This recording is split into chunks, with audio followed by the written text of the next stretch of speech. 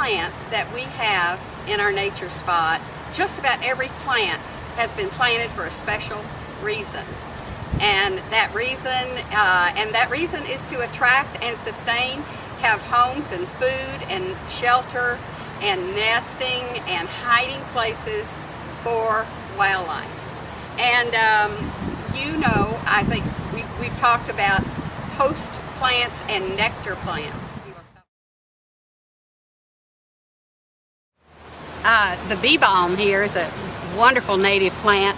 Provides nectar from all kinds of wildlife, from the bees and the butterflies to hummingbirds. And it's a nectar plant, as is this little Indian blanket. You've seen these out in the wild probably as well. This porterweed is a great little nectar plant, and it's beautiful as well.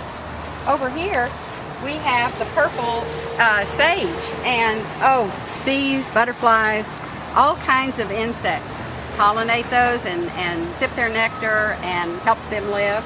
A different kind of salvia over here is this red salvia, and it's a wonderful native plant that provides a lot of benefit to the garden as well as a nectar plant. The white mist flower is a real insect attractor. They love the nectar. You'll see insects and butterflies all around this. We've got blue mist flower as well over on the other side. This one I know you know because it's just so darn cute. It's called the bat-faced cupia, and if you imagine those red ears and that little black face, looks a little like a bat if you use your imagination.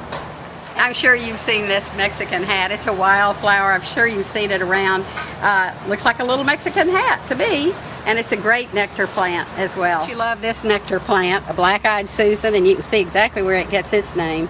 It's a common wildflower and wonderful nectar plant.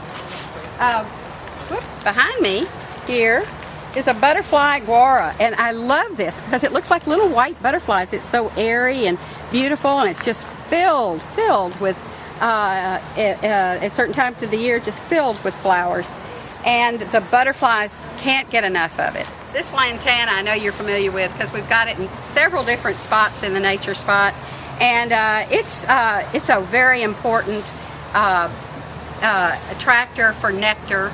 Butterflies, birds, all of them are attracted to that. Bees, insects.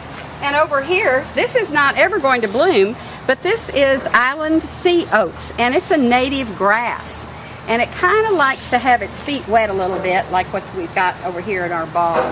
But island sea oats is a great plant for little mammals, and some birds love them too.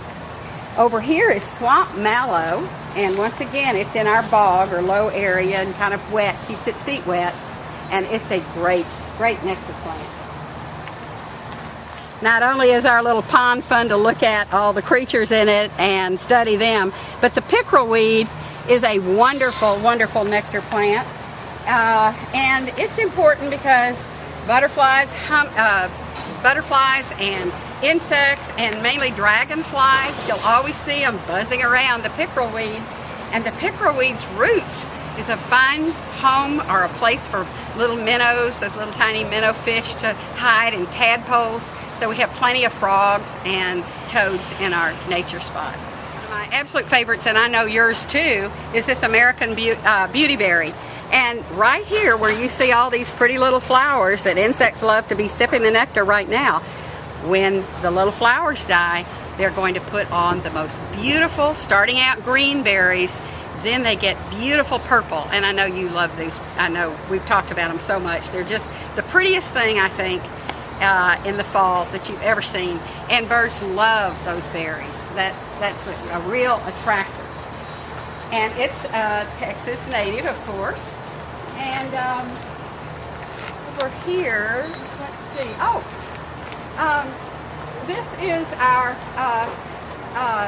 Texas olive tree, and it is covered. It's a little tree that is covered with beautiful white flowers right next to the playground, and you see them. They fall like little petals. The little flowers fall all over the ground, and they are so beautiful and such an addition to our nature spot. And this button bush right here, these little tiny balls will get bigger and bigger until they look like a beautiful white pincushion. And the hummingbirds and the bees and the butterflies all love the button bush. Boys and girls, we're looking so forward to the fall. There's a lot of plants that'll be blooming that aren't even blooming now. And we know the fall is some of our favorite times in the nature spots, and have a good time learning about all kinds of things. So we'll talk later.